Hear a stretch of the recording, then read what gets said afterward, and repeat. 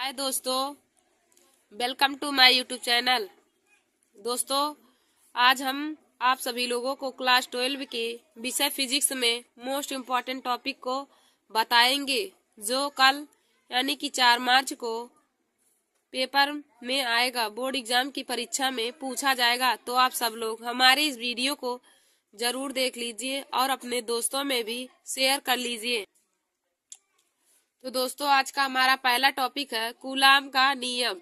Coulomb का नियम देखिए दोस्तों, कूलाम का नियम हर बार ही बोर्ड एग्जाम की परीक्षा में पूछा जाता है और यह बोर्ड एग्जाम की परीक्षा से बहुत ही इम्पोर्टेंट टॉपिक है।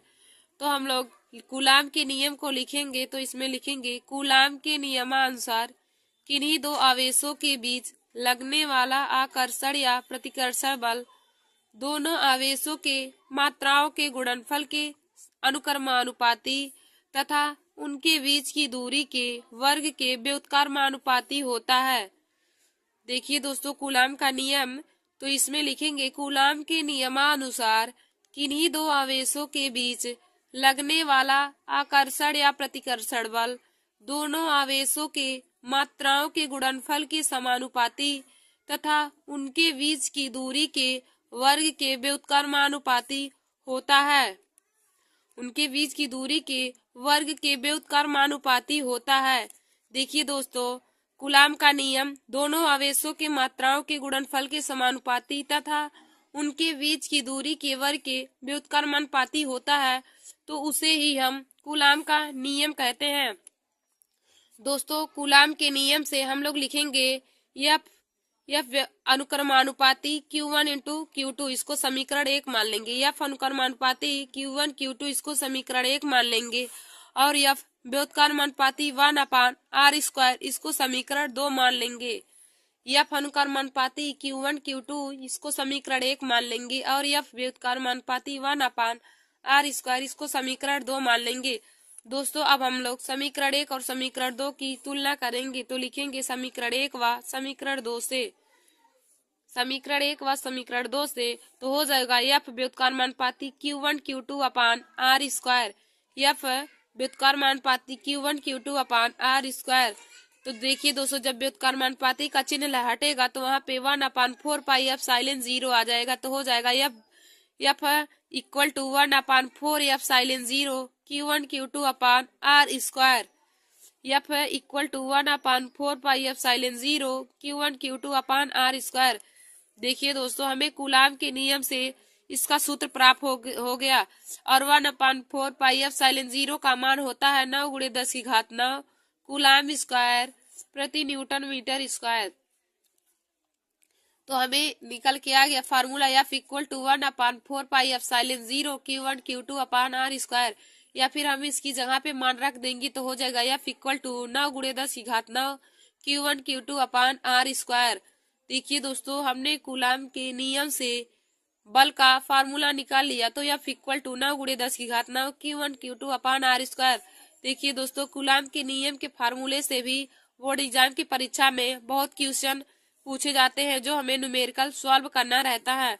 दोस्तों, यदि आपको पूछे कि एप्सिलॉन 0 क्या है, तो हम लोग लिखेंगे एप्सिलॉन 0 निर्वात की विद्युतशीलता है, जिसका मात्रक कूलाम स्क्वायर प्रति न्यूटन मीटर स्क्वायर होता है।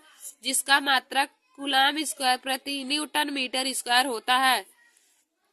दोस्तों, अब हमारा अगला टॉपिक आज का है विद्युत क्षेत्र की तीव्रता। विद्युत क्षेत्र की तीव्रता, देखिए दोस्तों, विद्युत क्षेत्र की तीव्रता भी बोर्ड एग्जाम की परीक्षा में बहुत बार ही पूछा गया है।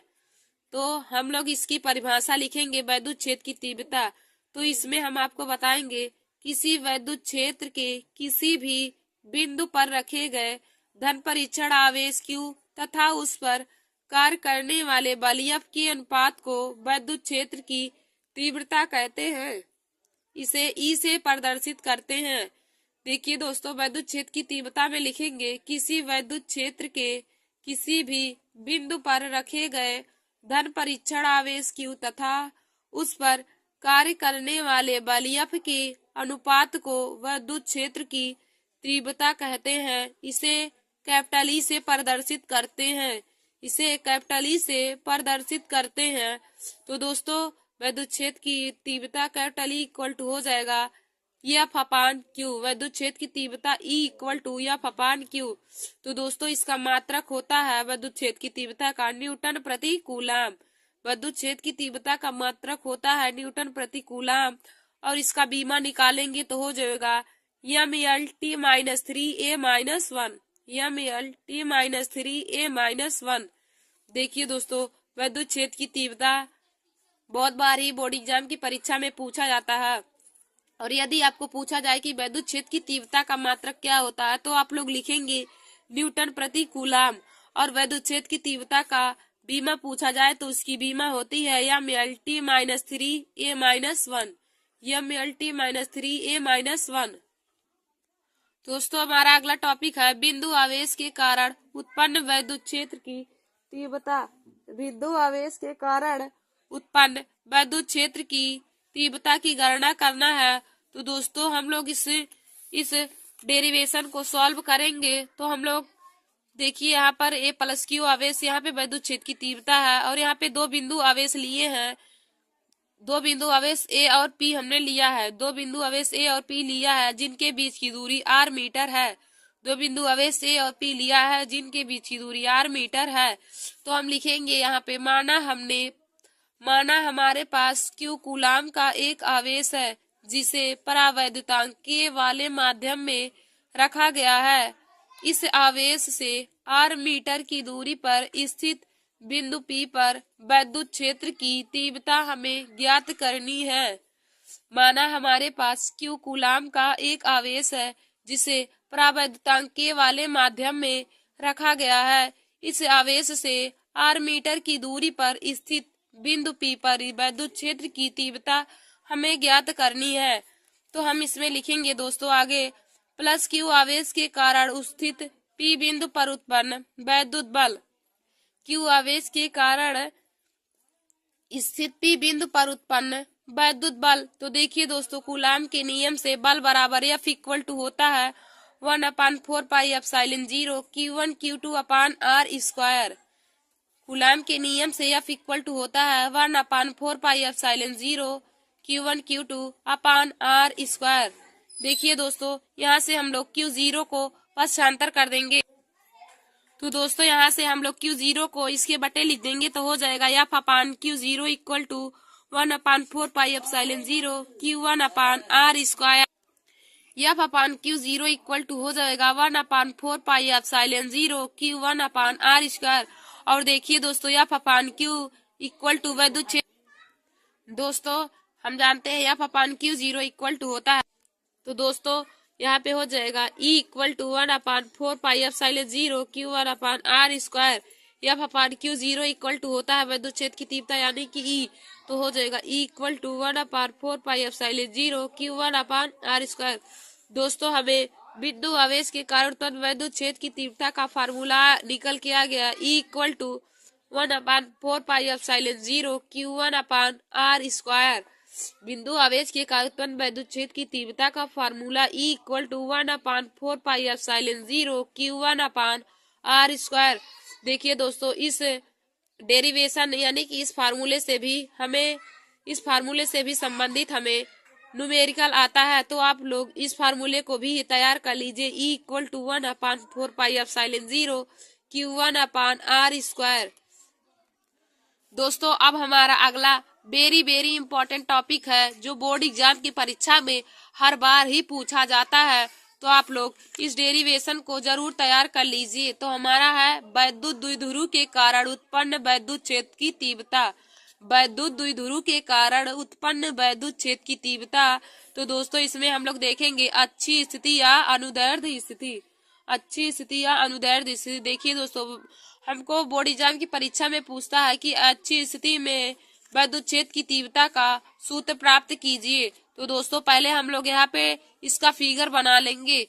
तो पहले हमने एक बिंदु आवेश A से P तक लिया है, और A और B के बीच की दूरी 2L, और B और P के बीच की दूरी r-L, और O से लेके P की बीच की दूरी r है, और A से P तक की दूरी r+L मीटर है।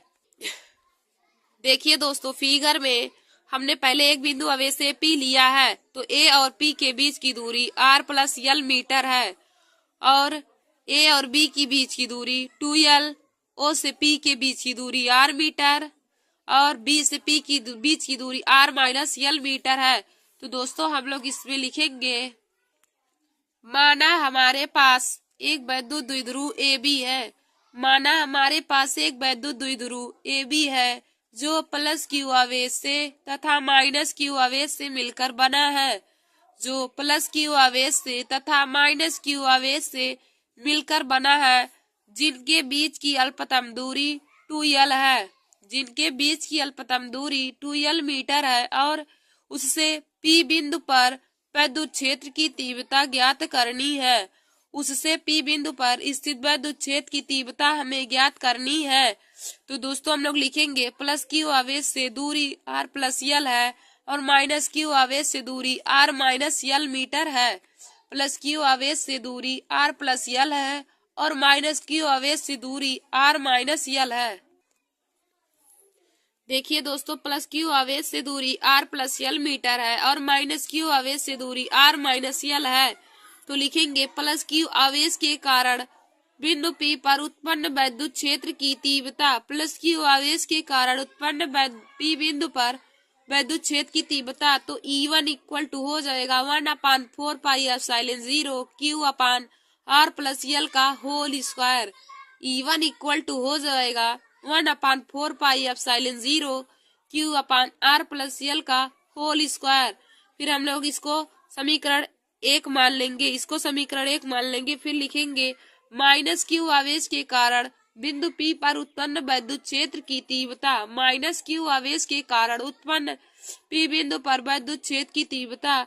तो हो जाएगा E2 equal to 1/4 pi epsilon 0 Q upon R minus L का whole square. E2 equal to हो जाएगा 1/4 pi epsilon 0 Q upon R minus L का होल स्क्वायर। इसको समीकरण 2 मान लेंगे। तो आगे लिखेंगे तो परिमाणी वैद्युत क्षेत्र की तीव्रता E इक्वल टू हो जाएगा E1।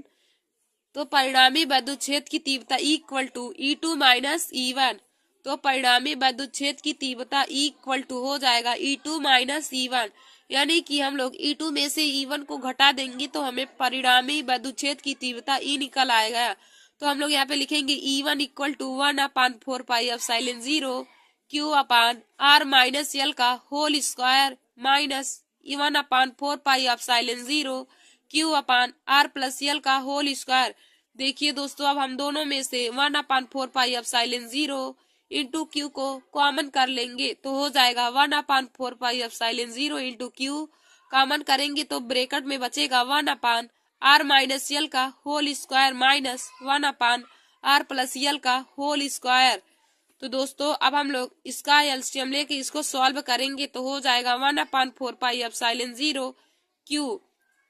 ब्रैकेट में यहाँ पे इसका गुणा कर देंगे तो हो जाएगा R प्लस यल का whole square minus R minus L का होल स्क्वायर अपान R की घात 4 माइनस यल की घात 4। देखिए दोस्तों, यहाँ पे A माइनस बी का होल स्क्वायर, यहाँ पे A प्लस बी का होल स्क्वायर है, तो जब इसका मल्टीपल होगा तो आ जाएगा R की घात 4 माइनस यल की घात 4।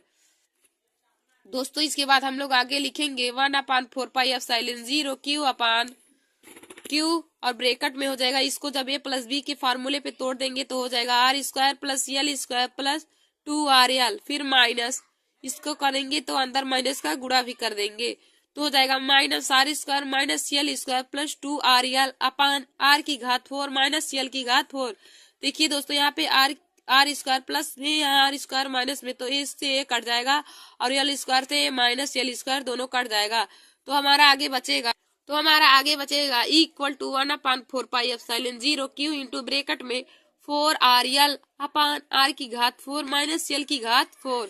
तो देखिए दोस्तों, 4RL को हम लोग 2QL इंटू 2L लिख सकते हैं, 2QL इंटू 2R लिख सकते हैं। तो हो जाएगा 1/4 pi epsilon 0 into 2QL into 2R upon R की घात 4 माइनस यल की घात 4। और दोस्तों 2QL इक्वल टू होता है P, यानी कि वैद्युत द्विध्रुव आघूर्ण इक्वल टू वैद्युत द्विध्रुव P इक्वल टू होता है 2QL। तो इसकी जगह पे हम लोग P लिख देंगे तो हो जाएगा E equal to 1/4 pi epsilon 0 into into P into 2r upon r की घात 4 माइनस l की घात 4। देखिए दोस्तों हमारा आगे हो जाएगा E equal to 1/4 pi epsilon 0 into 2 pi r upon r की घात 4 माइनस l की घात 4। देखिए दोस्तों यहाँ पे हम लोग यदि r is less than r हो तो l इक्वल टू 0। यदि r का मान l से बहुत छोटा हो तो हम लोग l को 0 के बराबर मान लेंगे। यदि l का मान r से छोटा हो तो हम लोग l बराबर 0 मान लेंगे। तो हो जाएगा E equal to 1/4 pi epsilon 0 into 2pr गुणे r इंटू r क्यूब। इसको 0 हो जाएगा तो एक r से एक r कट जाएगा तो बचेगा E equal to 1/4 pi epsilon 0 into 2p upon r cube. देखिए दोस्तों वैद्युत द्विध्रुव की अच्छी स्थिति में हमारा फार्मूला निकल के आ गया E equal to 1/4 pi epsilon 0 into 2p upon r cube. वैद्युत द्विध्रुव की अच्छी स्थिति में वैद्युत क्षेत्र की तीव्रता का फार्मूला आ गया E equal to 1/4 pi epsilon 0 into 2p upon r cube. देखिए दोस्तों वैद्युत द्विध्रुव की अच्छी स्थिति वाला डेरिवेशन बहुत ही इम्पोर्टेंट है और यह हर बार ही बोर्ड एग्जाम की परीक्षा में पूछा जाता है। यह हर बार ही बोर्ड एग्जाम की परीक्षा में 5 नंबर में आता है। तो आप लोग इस डेरिवेशन को जरूर तैयार कर ले कि वैद्युत द्विध्रुव की अच्छी स्थिति में वैद्युत क्षेत्र की तीव्रता। तो देखिए दोस्तों आप लोग इस डेरिवेशन को एक बार फिर से देख लीजिए। और वैद्युत द्विध्रुव की अच्छी स्थिति में वैद्युत क्षेत्र की तीव्रता का फार्मूला निकल के आया है E equal to 1/4 pi epsilon 0 into 2p upon r cube. दोस्तों यहाँ पर p वैद्युत द्विध्रुव गुण और r बिंदुओं के बीच की दूरी है और 1/4 पाई एप्सिलॉन 0 का मान हम लोग जानते हैं 9 गुणे 10 की घात 9 होता है। तो हम लोग जब सवाल लगाएंगे तो इसकी जगह पे 9 गुणे 10 की घात 9 रख के सॉल्व कर लेंगे। दोस्तों अब हम लोग अगले टॉपिक को पढ़ेंगे। तो हमारा आज का अगला टॉपिक है वैद्युत बल रेखाओं के गुण। वैद्युत बल रेखाओं के गुण। तो दोस्तों वैद्युत बल रेखाओं के गुण भी बोर्ड एग्जाम की परीक्षा में बहुत बार ही पूछा गया है। तो हम लोग इसमें लिखेंगे वैद्युत बल रेखाओं के गुण में नंबर 1 वैद्युत बल रेखा सदा धन आवेश से प्रारंभ होकर ऋण आवेश पर समाप्त होती है। वैद्युत बल रेखाएं सदा धन आवेश से प्रारंभ होकर ऋण आवेश पर समाप्त होती हैं। हमारा दूसरा है वैद्युत बल रेखाओं के किसी बिंदु पर खींची गई स्पर्श रेखा उस बिंदु पर वैद्युत क्षेत्र की दिशा को प्रदर्शित करती है। वैद्युत बल रेखाओं के किसी बिंदु पर खींची गई स्पर्श रेखा उस बिंदु पर वैद्युत क्षेत्र की दिशा को प्रदर्शित करती है। दोस्तों हमारा तीसरा नंबर है दो वैद्युत बल रेखाएं कभी भी एक दूसरे को प्रतिच्छेदित नहीं करते हैं। यदि प्रतिच्छेदित करेंगी तो प्रतिच्छेदन बिंदु पर दो स्पर्श रेखा खींची जा सकती हैं जिनके द्वारा वैद्युत क्षेत्र की दो दिशाएं प्रदर्शित नहीं होंगी, जबकि यह असंभव है। देखिए दोस्तों या तो तीसरा बहुत ही इम्पोर्टेंट है वैद्युत बल रेखाओं के गुण में। या तीसरा बहुत ही इम्पोर्टेंट है और यह हर बार ही बोर्ड एग्जाम की परीक्षा में पूछा जाता है कि दो वैद्युत बल रेखाएं एक दूसरे को क्यों कभी भी प्रतिच्छेदित नहीं करती हैं। तो हम लोग उसमें लिख देंगे दो वैद्युत बल रेखाएं कभी भी एक दूसरे को प्रतिच्छेदित नहीं करती है, क्योंकि यदि वे प्रतिच्छेदित करेंगी तो प्रतिच्छेदन बिंदु पर अनंत स्पर्श रेखा होंगी जो कि असंभव है। दोस्तों आप लोग इतना ही लिख देंगे उसमें तो आपका आंसर सही हो जाएगा। अब हम लोग वैद्युत बल रेखाओं के गुण में चौथा देखेंगे। तो हमारा चौथा नंबर है वैद्युत बल रेखाएं कभी भी बंद वक्र के रूप में उपस्थित नहीं होती हैं। वैद्युत बल रेखाएं कभी भी बंद वक्र के रूप में उपस्थित नहीं होती हैं, क्योंकि यह एक ही आवेश से प्रारंभ होती है तथा उसी आवेश पर समाप्त नहीं होती है। क्योंकि यह एक ही आवेश से प्रारंभ तथा उसी आवेश पर समाप्त नहीं होती है, अपितु धन आवेश से प्रारंभ होती है और ऋण आवेश से समाप्त हो जाती है। देखिए दोस्तों वैद्युत बल रेखाएं कभी भी बंद वक्र इसलिए नहीं बनाती है क्योंकि वह धन आवेश से प्रारंभ होती है और ऋण आवेश पर समाप्त हो जाती है। दोस्तों हमने वैद्युत बल रेखाओं के गुण में 4 टॉपिक को पढ़ लिया है, 4 नंबर को पढ़ लिया है। देखिए दोस्तों यह तीसरा नंबर बहुत ही इम्पोर्टेंट है और इस तरह क्वेश्चन पूछा जाता है कि दो वैद्युत बल रेखाएं एक दूसरे को कभी प्रच्छेदित क्यों नहीं करती हैं? तो हम लोग इसमें लिख देंगे, दो वैद्युत बल रेखाएं एक दूसरे को कभी भी प्रच्छेदित नहीं करती है, क्योंकि यदि वे एक दूसरे को प्रतिच्छेदित करेंगी तो प्रतिच्छेदन बिंदु पर अनंत स्पर्श रेखा होंगी, जो कि असंभव है। दोस्तों अब हम लोग अगले टॉपिक को देखेंगे। तो दोस्तों आज का हमारा अगला टॉपिक है वैद्युत फ्लक्स। वैद्युत फ्लक्स यह भी टॉपिक बोर्ड एग्जाम की परीक्षा से बहुत ही इम्पोर्टेंट है, वैद्युत फ्लक्स। तो दोस्तों इसमें हम लोग वैद्युत फ्लक्स के परिभाषा, उसके मात्रक और बीमा को देखेंगे तथा उसका डेरिवेशन भी करेंगे कि फार्मूले का निगमन कैसे होता है। तो दोस्तों यहाँ पे एक देखिए हमने वैद्युत फ्लक्स का फिगर बनाया है। इसमें वैद्युत क्षेत्र की ये तीव्रता है और ये वैद्युत बल रेखाएं निकल रही है और इनके बीच का कोण थीटा है। तो हम लोग लिख लेंगे इसमें वैद्युत फ्लक्स की परिभाषा, वैद्युत क्षेत्र में स्थित वह काल्पनिक पृष्ठ, वैद्युत क्षेत्र में स्थित वह काल्पनिक पृष्ठ जिससे होकर गुजरने वाली प्रति सेकेंड वैद्युत बल रेखाओं की संख्या के माप को वैद्युत फ्लक्स कहते हैं। वैद्युत क्षेत्र में स्थित वह काल्पनिक पृष्ठ, वैद्युत क्षेत्र में स्थित वह काल्पनिक पृष्ठ जिससे होकर गुजरने वाली प्रति सेकेंड वैद्युत बल रेखाओं की संख्या के माप को वैद्युत फ्लक्स कहते हैं। इसे फाई से दर्शाते हैं। देखिए दोस्तों, वैद्युत क्षेत्र में स्थित वह काल्पनिक पृष्ठ जिससे होकर गुजरने वाली वैद्युत बल रेखाओं की संख्या के माप को वैद्युत फ्लक्स कहते हैं और वैद्युत फ्लक्स को हम फाई से दर्शाते हैं।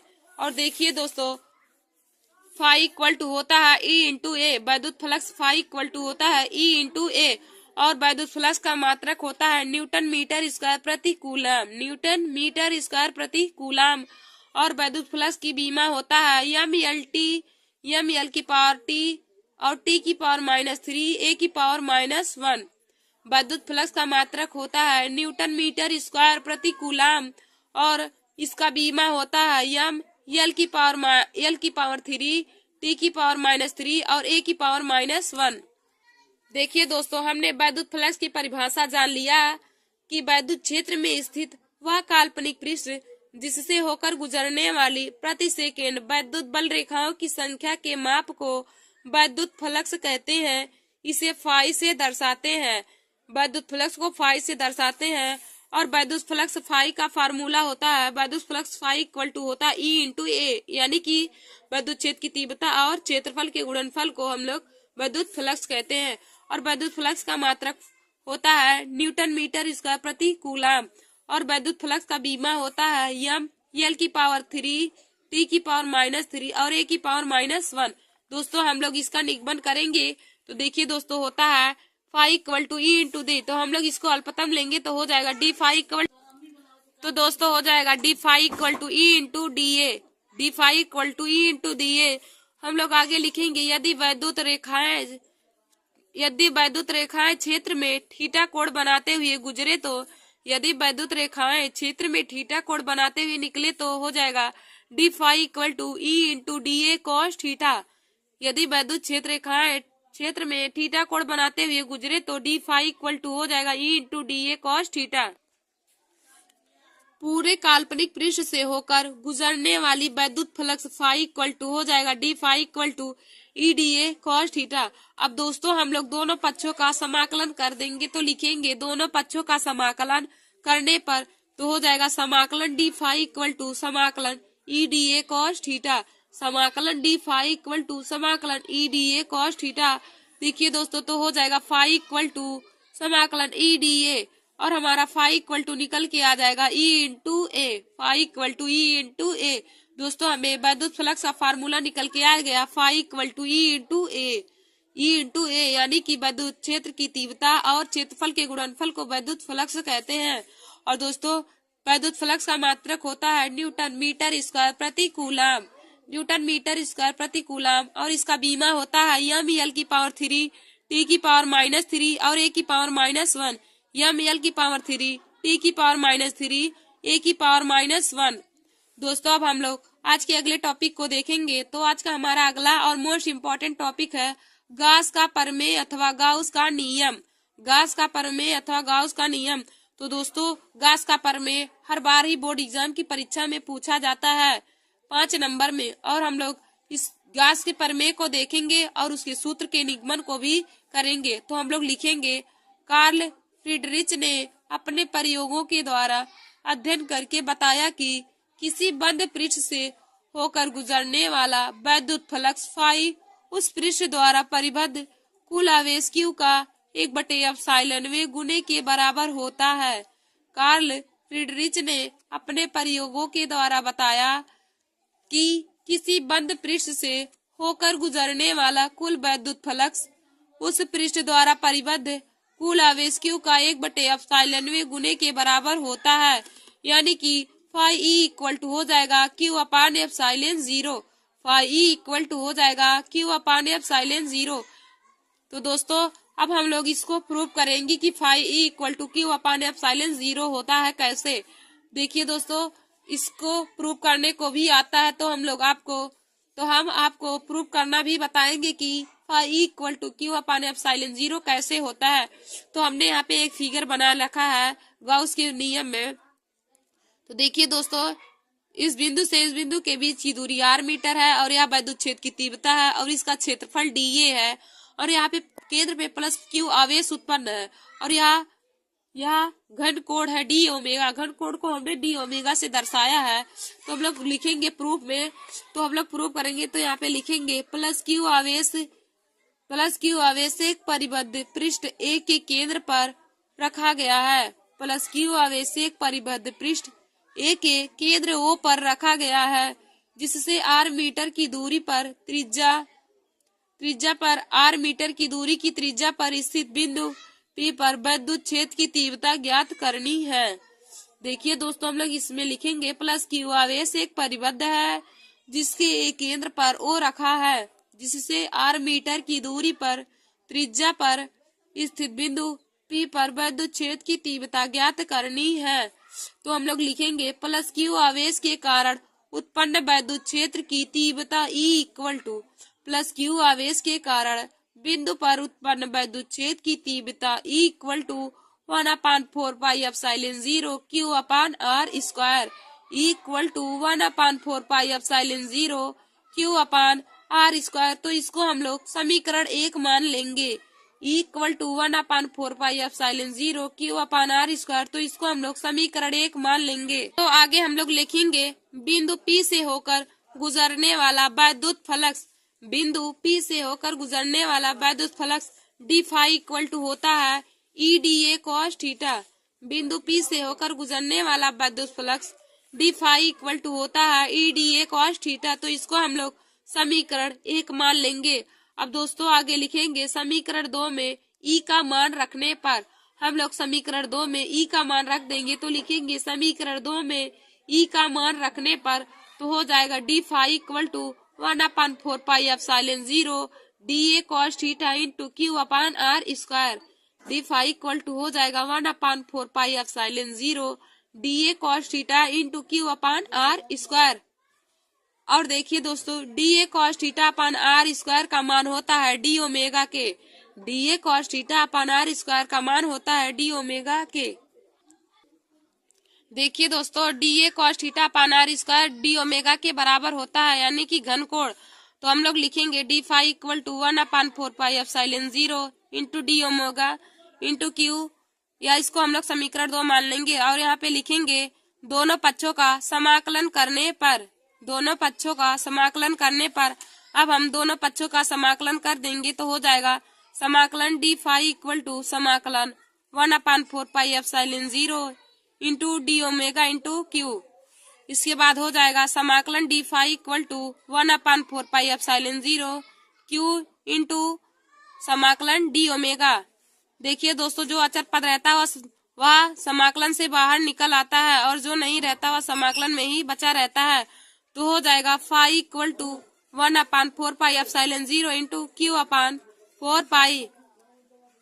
फाई इक्वल टू हो जाएगा 1/4πε0 Q into 4 pi. D omega की जगह पर तो 4 पाई हो जाएगा। तो देखिए यहाँ से 4 पाई से 4 पाई कट जाएगा, तो बचेगा फाई इक्वल टू Q/ε0।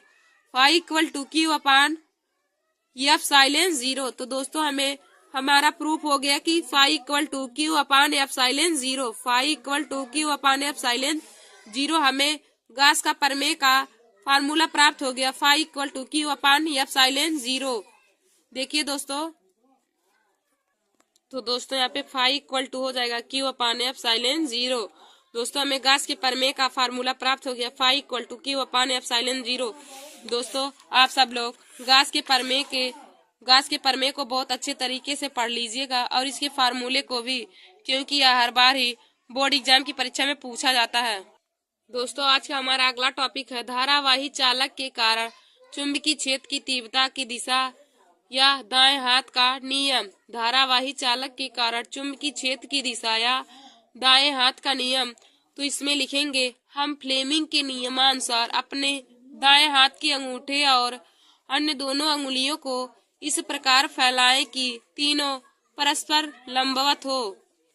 तो अंगूठा अंगुली बल की दिशा को, तर्जनी अंगुली धारा की दिशा को और मध्यमा अंगुली चुंबकीय क्षेत्र की दिशा को प्रदर्शित करता है। हम फ्लेमिंग के नियमानुसार अपने दाएं हाथ के अंगूठे और अन्य दो अंगुलियों को इस प्रकार फैलाएं कि तीनों परस्पर लंबवत हो। तो अंगूठा अंगुली बल की दिशा को, तर्जनी अंगुली धारा की दिशा को और मध्यमा अंगुली चुंबकीय क्षेत्र की दिशा को प्रदर्शित करती है। दोस्तों हमारा अगला टॉपिक है किसी धारावाही चालक के अल्पतमांक लंबाई के द्वारा उत्पन्न चुंबकीय क्षेत्र की तीव्रता या बायो-सेवर्ट का नियम। किसी धारावाही चालक के अल्पतमांक लंबाई के द्वारा उत्पन्न चुंबकीय क्षेत्र की तीव्रता या बायो-सेवर्ट का नियम। तो दोस्तों हम लोग इसमें एक फिगर यहाँ पे बनाएंगे, जिसमें देखिए हमने एक धारावाही चालक तार लिया है जिसमें बहने वाली धारा आई एम्पियर है। देखिए दोस्तों हमारा अगला टॉपिक मोस्ट इम्पोर्टेंट टॉपिक है बायो-सेवर्ट का नियम।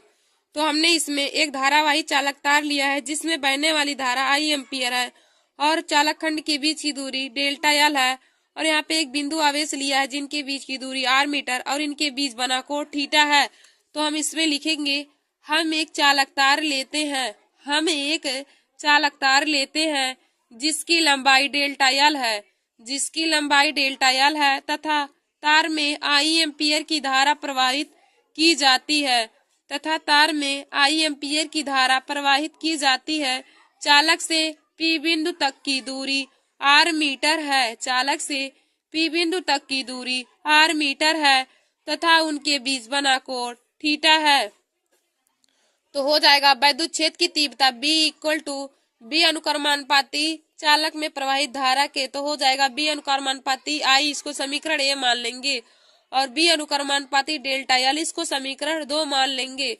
B अनुक्रमानुपाती I, इसको समीकरण A मान लेंगे। B अनुक्रमानुपाती डेल्टा L, इसको समीकरण 2 मान लेंगे, और B अनुक्रमानुपाती साइन थीटा, इसको समीकरण 3 मान लेंगे, और B व्युत्क्रमानुपाती 1/r², इसको समीकरण 4 मान लेंगे। तो दोस्तों हम लोग यहाँ पे लिखेंगे समीकरण 1, समीकरण 2, समीकरण 3 व समीकरण 4 से। समीकरण 1, समीकरण 2, समीकरण 3 व समीकरण 4 से। तो हो जाएगा B अनुक्रमानुपाती ideal sine theta upon r², B अनुक्रमानुपाती ideal sine theta upon r²। और दोस्तों हो जाएगा B इक्वल टू, जब यह अनुक्रमानुपाती का चिन्ह हटेगा तो यहाँ पे हो जाएगा μ0/4 तो हो जाएगा B equal to μ0/4 into ideal sine theta upon r²। B equal to हो जाएगा μ0/4 ideal sine theta upon r²।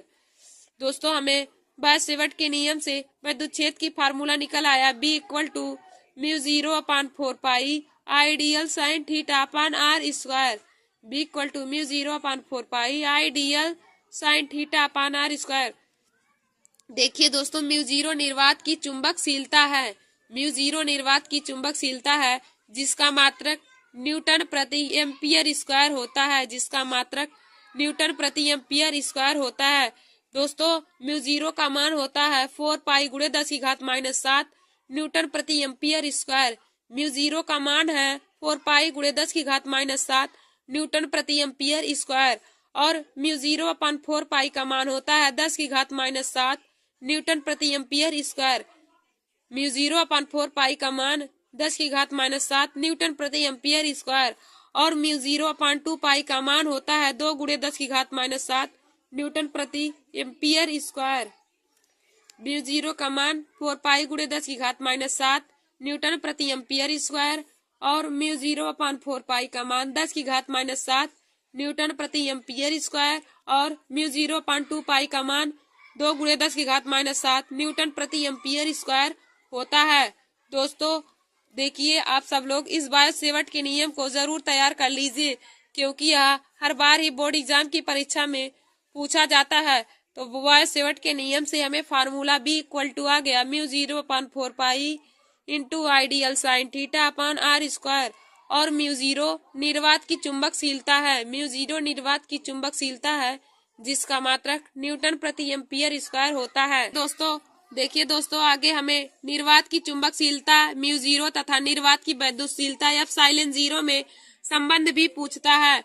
निर्वात की चुंबकशीलता म्यू 0 तथा निर्वात की वैद्युतशीलता एप्सिलॉन 0 में संबंध होता है, तो इसका संबंध का फार्मूला होता है mu 0 × epsilon = 1/c²। Mu 0 × epsilon 0 होता है 1/c², जहाँ पर c प्रकाश की चाल होता है और म्यू 0 निर्वात की वैद्युतशीलता और एप्सिलॉन 0 निर्वात की चुंबकशीलता होता है। दोस्तों म्यू 0 निर्वात की चुंबकशीलता और एप्सिलॉन 0 निर्वात की वैद्युतशीलता होता है और c प्रकाश की चाल है। और यहाँ से हम लोग जब c का मान निकालेंगे तो हो जाएगा c = 1/√में म्यू 0 × एप्सिलॉन 0। c = हो जाएगा 1/√में म्यू 0 × एप्सिलॉन 0। देखिए दोस्तों, निर्वात की चुंबकशीलता म्यू 0 तथा निर्वात की वैद्युतशीलता एप्सिलॉन 0 में संबंध होता है। म्यू 0 × एप्सिलॉन 0 हो जाएगा 1/c²। म्यू 0 × एप्सिलॉन 0 1/c², यानी कि c = हो जाएगा 1/√में म्यू 0 × एप्सिलॉन 0। दोस्तों यह दोनों में संबंध बहुविकल्पी क्वेश्चन में भी पूछा जाता है कि निर्वात की वैद्युतशीलता और चुंबकशीलता में संबंध, तो यही हो जाएगा म्यू 0 × एप्सिलॉन 0 1/c² या फिर c = हो जाएगा 1/√में म्यू 0 × एप्सिलॉन 0 मीटर प्रति सेकेंड। दोस्तों हमारा अगला टॉपिक है गतिमान आवेश के कारण उत्पन्न चुंबकीय क्षेत्र। गतिमान आवेश के कारण उत्पन्न चुंबकीय क्षेत्र। तो दोस्तों हम लोग लिखेंगे माना Q आवेश डेल्टा T समय में dl दूरी तय करता है। माना Q आवेश डेल्टा T समय में डेल्टा dl दूरी तय करता है। तो दोस्तों दूरी का सूत्र होता है, दूरी = हो जाएगा चाल गुणे समय। दूरी बराबर होता है चाल गुणे समय, यानी कि डेल्टा L = हो जाएगा V × delta T। Delta dl = हो जाएगा V × डेल्टा T। इसको हम लोग समीकरण 1 मान लेंगे। Delta D = V × delta T, इसको समीकरण 1 मान लेंगे। तो आगे लिखेंगे माना आवेश धारा आवेश प्रवाह में प्रवाहित धारा। माना आवेश प्रवाह में प्रवाहित धारा I = होता है Q/डेल्टा T। माना आवेश प्रवाह में प्रवाहित धारा I = हो जाएगा Q/डेल्टा T। इसको हम लोग समीकरण 2 मान लेंगे। माना आवेश प्रवाह में प्रवाहित धारा I = Q/डेल्टा T, इसको समीकरण 2 मान लेंगे। तो हम आगे लिखेंगे बायो सेवर्ट के नियम से। बायो सेवर्ट के नियम से B = हो जाएगा mu 0/4 pi into ideal sine theta upon r²। Bio Savart के नियम से B = होता है mu 0/4 pi into ideal sine theta upon r²। इसको समीकरण 3 मान लेंगे। देखिए दोस्तों दूरी बराबर हो जाएगा चाल गुणे समय, यानी कि delta L = V × delta T। इसको समीकरण 1 मान लेंगे। और माना आवेश प्रवाह में प्रवाहित धारा I = Q/डेल्टा T, इसको समीकरण 2 मान लेंगे। और बायो सेवर्ट के नियम से होता है B = mu 0/4 pi into ideal sine theta upon r²। इसको समीकरण 3 मान लेंगे। अब हम लोग समीकरण 1 समीकरण 2 का मान समीकरण 3 में रख देंगे। समीकरण 1 और समीकरण 2 का मान समीकरण 3 में रख देंगे, यानी कि डेल्टा L और I का मान समीकरण 3 में रख देंगे। तो यहाँ पे लिखेंगे समीकरण 1 व समीकरण 2 का मान समीकरण 3 में रखने पर तो B = हो जाएगा म्यू 0/4 पाई इंटू Q/डेल्टा T into V × delta T sine theta upon r²। B equal to हो जाएगा mu 0/4 pi Q upon delta T गुणे V into delta T into sine theta upon R square. तो हो जाएगा, देखिए दोस्तों यहाँ से डेल्टा टी कट जाएगा, तो हो जाएगा B equal to mu 0/4 pi into Q V sine theta upon R square. तो दोस्तों हमें बी का, तो हमें वैद्युत क्षेत्र की तीव्रता का फार्मूला आ गया mu 0/4 pi into Q V sine theta upon R square.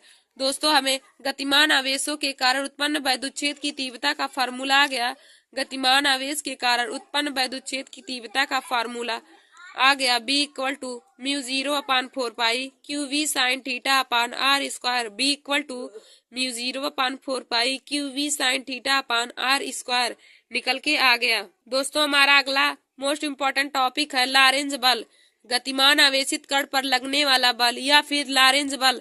तो हम लोग लॉरेंज बल की परिभाषा को पढ़ेंगे। लॉरेंज बल की परिभाषा को, जब कोई आवेशित कण किसी चुंबकीय क्षेत्र में गति करता है, जब कोई आवेशित कण किसी चुंबकीय क्षेत्र में गति करता है तो उस पर चुंबकीय क्षेत्र के द्वारा आरोपित बल को लॉरेंज बल कहा जाता है। जब कोई आवेशित कण किसी चुंबकीय क्षेत्र में गति करता है तो उस पर चुंबकीय क्षेत्र के द्वारा उत्पन्न आरोपित बल को लॉरेंज बल कहते हैं और लॉरेंज बल को एफ से दर्शाते हैं। तो लॉरेंज बल एफ इक्वल टू हो जाएगा Q V V sine theta. Lorentz बल F equal to Q V V sine theta. देखिए दोस्तों यह बल है, क्यू आवेश, वी चुंबकीय क्षेत्र की तीव्रता और वी उसका वेग है।